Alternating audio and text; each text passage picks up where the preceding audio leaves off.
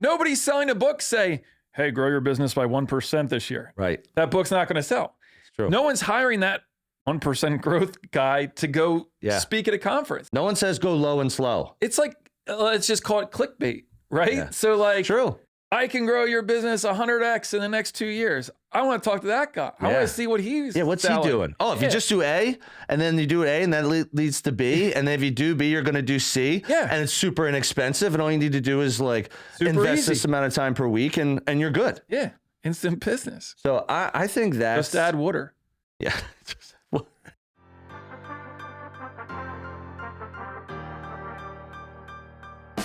Welcome to the podcast dedicated to real estate, insurance, and everything in between. Join us as we take you along our own brokerage building journeys with additional wisdom from our network of business experts. Welcome to Bricks and Risk. Hey everyone, welcome to another episode of Bricks and Risk. I'm Tim Garrity. And I'm Sean Mooney. Tim, today we're going to be talking about the art of scaling a business. Ooh, I like topic. that. Yeah. It is a good topic. So what we want to start with today is really the need of scaling a business versus the desire or the want to scale a business. Oh, I love that. And so we'll talk about different industries and, your take on maybe both. And, dive into it a little bit deeper on this topic. And cool. All right. I'll start off. So let's talk about the need to scale versus the actual wanting to scale. Because everybody wants to. I mean, everyone wants to be big. Everybody wants to be big, grow big. Yeah, be growth. Big. Growth is a fantastic word in business. People love it. Especially before you get into business, right? Oh, yeah. It's like, I want to be, a $10 million business, and I want to, and they don't account for any and all of the headaches and other things that come along with it. They just see the growth in the business. So, well, I have my own opinion. Yeah. So let's start off with my opinion of how to scale and when to do it, why to do it. So the way I look at it personally is that, let me relate it to myself in real estate. So when I started in real estate, I was what is called a solo agent. So no team, no assistant, I'm doing everything on my own. This was life before Copperhill. Correct. Yep. So this is me doing all the marketing, all the paperwork, all the finance. Because again, you're self-employed. You have to do your own accounting, all the planning, all the management, all the organization. So you're doing everything on your own. Showings? Did you do showings? I did do those. I still do them today because I still practice. Okay. But talking about myself and like, how did I go from being a solo agent to partnering up with Andrew and Ryan, starting Copperhill, and then growing that into a team of 30? I look at it as like, it should be more the need, not the want. I mean, everyone wants to be big. Everyone wants to be successful in business, whether it's real estate, insurance, or something else. But I find that the people who start from a point of like, hey, maybe I'll raise some capital or I'll bring in some silent partners and we're just going to throw gasoline on the fire and I just want this thing to get real big, real quick. I find you will usually not do as well as you want to for a few different reasons. One, you haven't been in the trenches long enough. So if you're not there in the trenches with your soldiers fighting the war, how do you even know how to win? If you're just standing in the back on your horse and you're like, okay, just go ahead, you're pointing your finger, what's the strategy? Does it matter if you've done it before?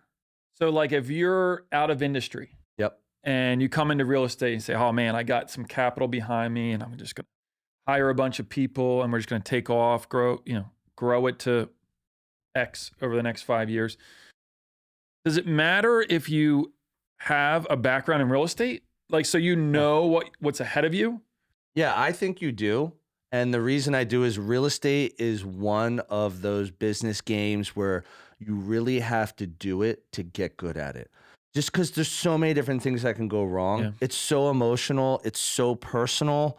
There's such like it's almost like as much as it's like a science, business is a science, there's an art to it as well, because you're dealing with human beings. and you're playing a big part in their lives. You know, whether it's their first home and they're moving from a rental or they're moving out of their parents' house or whatever it is, and they're like, I'm so excited, to someone who's bought 10 homes and they're an empty nester and they're downsizing. Either way, in my opinion, you should do it first Yeah. before doing anything. But I'm going to let you dive on that for insurance. What do you think from like an insurance perspective?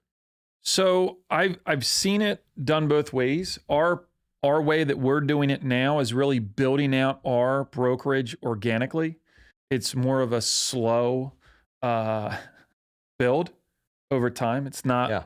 It's not like that instant business that you just dump a lot of money into it. I didn't have the capital behind me. It was all of my initial money Yeah. that I used to get the doors open and to do the hiring and everything. So for us, it's hasn't been a quick 10x growth model at all. Yeah. But there are agencies out there that do it differently and been very successful in doing it. Okay. Now, that's usually not done in an organic manner. It's usually done by acquisition.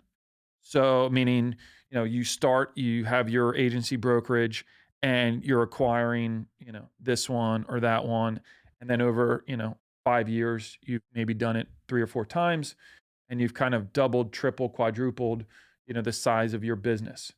So I think in industry like insurance, if you're going to do it, I think the best way to do it is probably that acquisition model. Okay.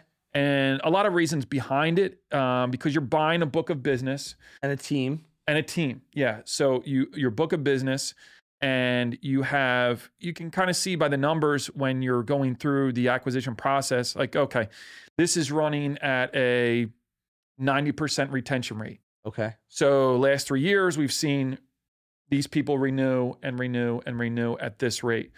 So there's kind of that anticipation that you can see or expect that X amount of clients under this Right. book of business is going to renew. It's more predictable. Yep. Because you got that track record, you got the people in place who've been working that book of business, and therefore acquiring them. It's more or less just like, hey, I'm your new leader, or I'm your new manager, however you want to look at it.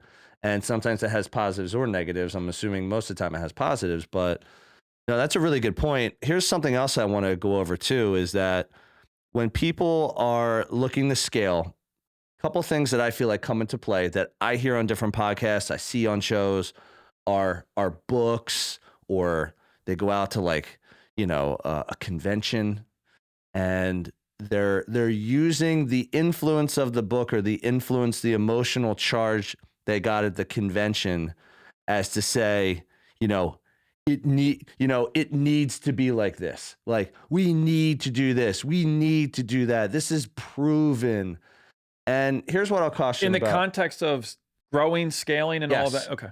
So here's my my reservation about that, let's call it. Because again, everyone's got a different way of growing a business. There's no right way to do it. There's someone just basically on another podcast was talking about, and that or that, saying that you can do it this way or you can do it that way, or you can do it with a little bit of both. And there's nothing wrong with that. Hybrids, all sorts of things. But I think, unfortunately, when you're just getting into the business, let's say it's real estate, and you start by reading books. Let's say I'm reading books on how to be a super successful real estate agent, or I'm reading books on how to invest in real estate, buy a duplex, house hacking, all this stuff, which is all fantastic. This is real world stuff. But what we're trying to say here, man. The only thing I want to say is nobody's selling a book say, hey, grow your business by 1% this year. Right. That book's not going to sell. True. No one's hiring that 1% growth guy to go speak at a conference. No one says go low and slow. It's like, let's just call it clickbait, right? Yeah. So like, true. I can grow your business 100x in the next 2 years. I want to talk to that guy. I want to see what he's what's selling. he doing? Oh, if you just do A, and then you do A, and that leads to B, and then if you do B, you're going to do C, and it's super inexpensive, and all you need to do is super invest this amount of time per week, and you're good. Yeah, instant business. So I think that's... Just add water. Yeah. It's a Philly accent coming out because, water and water, that's something you're going to hear from Roof? time to time. Rough? They say rough? Creek or crick. Crick shoes? Um, but, going to like reading books that also goes to like, what's reality in business versus like, what are the odds of really 100xing, 10xing, like doing all these things that people just make it seem so easy. And then when you get out and do it, this is part of the reason why I think real estate has such a high failure rate. Everyone comes in, they watch things on TV, they read books, they see things on YouTube. They're like, I'm good with people. I like real estate. I watch HGTV. Yeah. Like, I can do this. I've been in sales. And that's great. I love that you're passionate about it, but it is brutal. Well, the other thing too is nobody's posting on Instagram, hey, I lost this deal. I'm a real estate agent.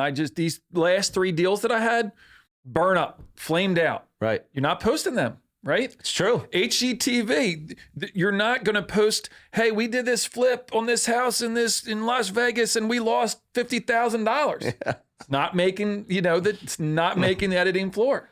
True. So all you're seeing, and probably to what you're saying in terms of why people gravitate towards real estate in general as a market to get involved in, it's because they see these things and they don't see the losses. Stuff, the hard stuff. Yeah. All right. So what's your take on all that? Like in terms of like, because you're more of a reader than I am. We've already talked about this. Sean's a better man. He reads more books. He's more intelligent. So let's talk about. Keep going. A couple more. That's all I got, actually. Why don't you talk about what's your opinion of that? Of like, the information that's out there, helpful, not helpful. Yeah, listen, there's always going to be these personalities that are going to tie up all the oxygen in the room, right? Yep. I really there was actually a post on LinkedIn about this recently in insurance. And it was actually a guy who built a $20 million agency and he does some consulting, like super successful. And he said, beware of the insurance consultant unicorn, right? These guys that have never built their agencies. Yeah. And they're going out to consult, right? Yeah. And he basically said, there's no pixie dust out there. Yeah. There's no shortcut. He's like, you have to get your tasks, get your techniques, get your processes down. Get your clients. Get it all going and do it a little bit better and perfect it like 1% better and get better and better. And over time, you're going to have a great agency that you've built. It's just, his beef was, and it actually got like a lot of traction online. Really? Yeah. Nice. Like, who do you think you are? And, it's great because half the people were saying, yeah, that's true. You can't do this. Beware of the consultant, that never did it before. Yeah. And I don't know. I think you can always take away something from those types of people, right? Yep. There was one guy that we followed a little bit where it was like mortgage referrals and how to develop a program. And I kind of like to extract like the technique away from those people. Yep. And see how they spin it as their success and maybe boil it down to like something that's more that I can use in a smaller dose and get wins that way. Mm-hmm. And I think that's where, at least for me, is that I find value in some of those people that 10Xers. Hey everyone, this is Tim, your favorite Bricks and Risk co-host. But don't tell Sean. I hope you're enjoying this episode, and I'll get right back to it in a moment. Our audience grows through word of mouth, so if you would please take a moment of your time and give us a review on the platform you're on, that would be fantastic. Please also help spread the BNR word by sharing your favorite episode with a friend. We greatly appreciate your time and trust. Now, back to the show. All right, well, here's another point. Here's the second point we wanted to talk about. So you've started a business from scratch, so have I. Which way do you do it? Do you bootstrap it with your own money? Do you borrow money from friends and family? Do you raise capital? Like, give me some thoughts on that.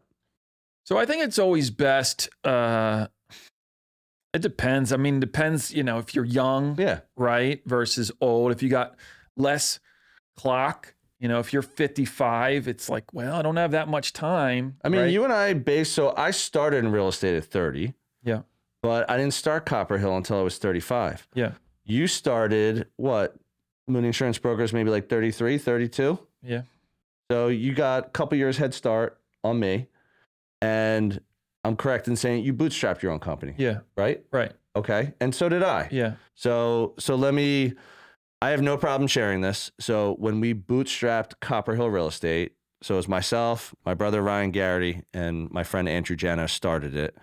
We took about 6 months, wrote out a business plan. Who are we? What's our mission? What's the brand like? Like, who are we trying to work with? Like, what are we trying to do with this thing? Like, we wrote it all out.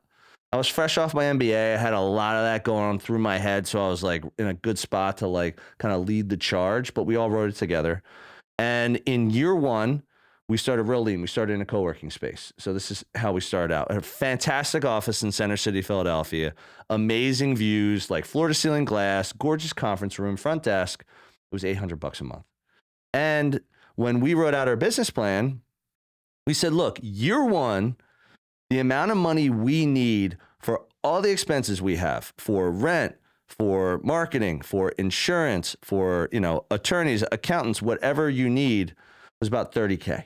Yeah. So we bootstrapped $10K each out of our savings accounts, threw it in a business account. We said, that's going to keep us alive for a year. Mm-hmm. And that was basically what we said. We're going to invest this because if I go close a deal with a buyer or a seller, it's eat what you kill. If I bring in a $10,000 commission check, that's going to my bank account. Yeah. Because we got the money there. But if we bring in another agent or if we meet a client together, like an investor, developer, we get 5 listings out of it. We bring that money in. That's a third, a third, a third. And most of the time we were taking that money, just putting it back into the company. Yeah. So tell me about your story. Like similarly, starting in business, what I call on dental floss. Yeah. It was not a shoestring. At a terrible time when and you had a droid too. So, obviously things are super cheap. they were, very expensive at I mean, the if you time. had an iPhone, I think you might have been panicking a little bit. I think it was a Razor back then. Okay. Yeah. Well, that was a nice droid. Yeah. Top of the line.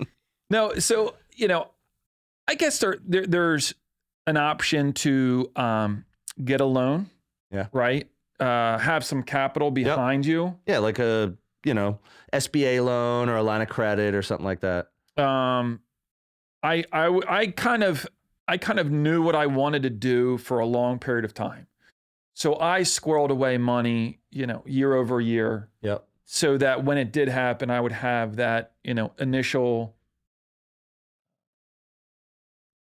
safety net. All right. Well, here's a question, if you don't mind sharing it. How much money do you think you needed in year one?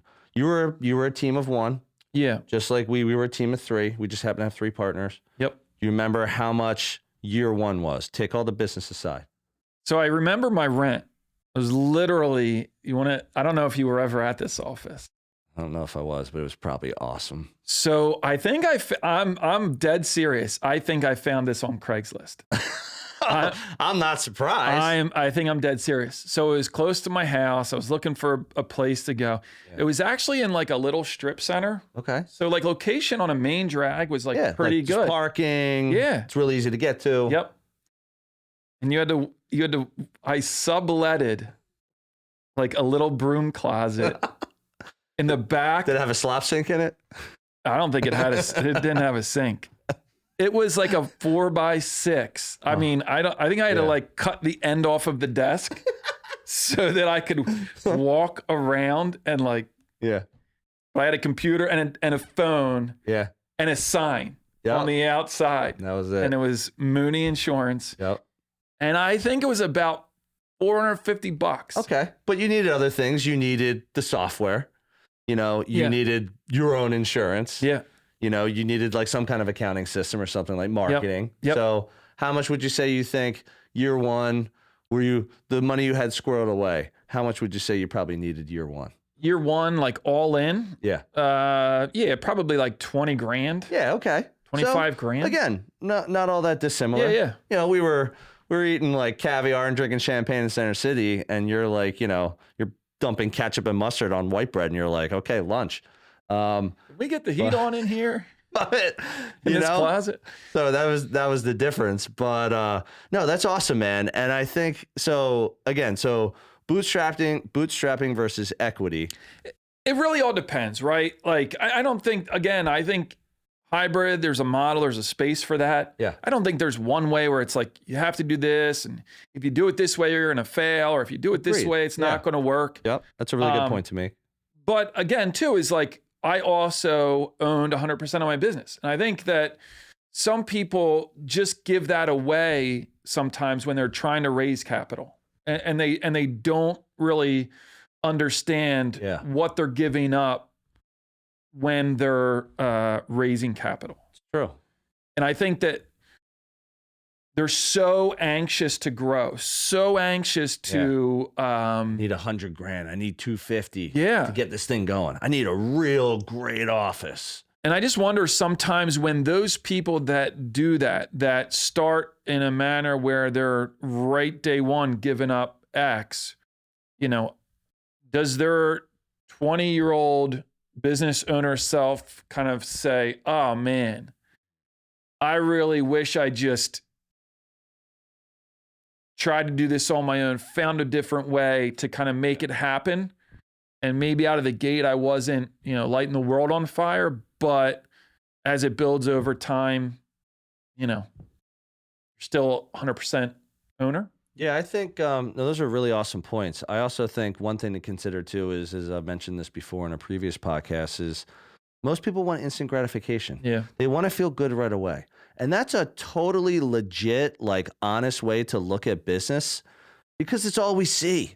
Instagram, LinkedIn, you know, TV, you know, reality shows and like movies, like every documentaries. You watch all this stuff and you're just like, I can go do that. I can go have 5 employees. I can go have, you know, I can make my first $1 million in like 3 years. Yeah. And it's not to say you can't. Like people have done that. Sure. But the very, very small percentage, like the super, super low minority of people that have done that are the ones that, you know, either they just got lucky, which plays into it. They met the right person, right time, got the right break.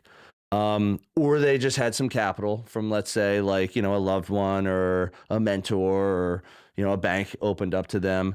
So I think most of the time to do it that way, not only is your rate of failure higher because you're not humbling yourself to appreciate what it takes to build a business brick by brick. You know, you're starting in a broom closet. Even though we were downtown, we were in a broom closet too. I think it was like 10 by 12. You remember that space? It was tiny. I remember the first one was on the left, and then you moved to the right. Yeah. So we were in a co-working space. It's like we had Still great office, still great space. Oh, it I was loved phenomenal. it. Yeah. But like we had 3 of us in this thing. We put 2 desks together. My chair didn't even go under because I had 2 desk legs right there. So, and the reason I say that is because, you know, sometimes it's what it takes. And sometimes it's really what gets you to where you want to go because you're like, you know what? I'm just going to have to work as hard as I can and grow this thing, you know, through the relationships I have to get it to that point where, hey, maybe I am a millionaire now, or maybe I am doing $1 million in business or whatever it is. That seems to be a number that people talk about a lot still. I think Luke had a post recently that said, it's not what you want. Like, you don't want this. It shouldn't be about what you want. It should be like, what are you willing to give up Yeah, to get that? true. And it kind of changes your perspective. And it's like anybody can want to have, you know, a $10 million brokerage or whatever it is. But like, what are you willing to give up? Yeah, what are you willing to sacrifice? And I think that a lot of times business owners that want that immediate gratification aren't willing to give up certain things. Yeah. And I think that can sometimes lead to maybe falling short of, you know, what you deem to be successful. No, I think that's a really good point, which brings us to the last bullet is, you know, sometimes people say, you know, fast to rise, fast to fall. I think that's true. What's your opinion on that? Depends. I think that if have a background in your industry and, you can get the capital and know how to kind of put the pieces together and you can just take off running, I think that you could totally be successful. Yeah. And do it the right way and bring in the right partners and grow the business, everything that you want. So I wouldn't say that there's a true or a false to that statement. There's too many factors. Yeah. Yeah. No, I would agree. I mean, we hear a lot of sayings in business, a lot of quotes, things in life. It's not that every time someone says something like this, it's 100%. I think it's accurate. I think it's more important to stick with like what's true to you. Yeah. Like, what do you want out of it? If you're not willing to give up anything, then maybe finding capital and finding investors and finding a team is right for you. Yep.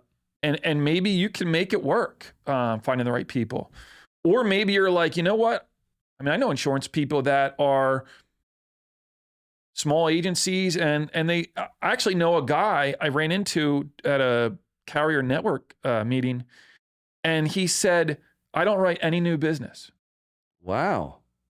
He goes, that's not our model. Okay. I said, what's your model? And he says, we just go over and aboard, like, to service our clients and to retain our clients. Wow. And that's all he's worried about. So he's like, I want almost like 100% Yes. retention. And that's kind of what they do. And knows that they're going to Unless just they grow. Die. Wow. He's like, all right, we lost one. All right, we'll let that one slide. Yeah, we need to backfill one. Hey, remember Bill? Yeah. Yeah, So it's a different model. Yeah, it's an interesting model. So they're at a point where they're happy with like the revenue, they're happy with the employee count, client count. They have enough to service all of their book of business, do an awesome job for them, and it works for them. Wow. Which is totally not. I mean, it's kind of foreign to me. Yeah. One thing I'll add to that too is how I've always looked at it too, especially in real estate. It's going to be peaks and it's going to be valleys. So it's not just going to be the straight up, gradual or fast incline. And that's just the way it's going to be for as long as you do this. Yeah. Because what'll happen is, you'll bring in clients and you'll lose some clients. Yep. For most of the time, not of any fault of your own. This is just how it goes. Or people move, or people meet someone else and they're like, hey, I just felt like that was better. I made an emotional decision. That's what I did. Or in my business, which is similar to yours, mine's a little bit, it plays more of a role, is like we bring in agents, we lose agents. This happens all the time. Yeah. Why is that? I'm in a super competitive industry, which is real estate, and people are coming to eat my lunch every day of the week.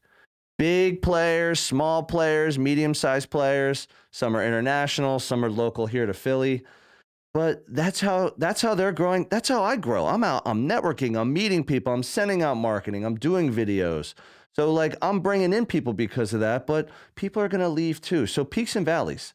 So just because someone says fast to rise, fast to fall doesn't necessarily mean that it's true, because it's all going to be dependent on a number of factors within your business. Yeah, definitely. And we're going to end on that one, folks. So thank you for tuning in to another episode of Bricks and Risk.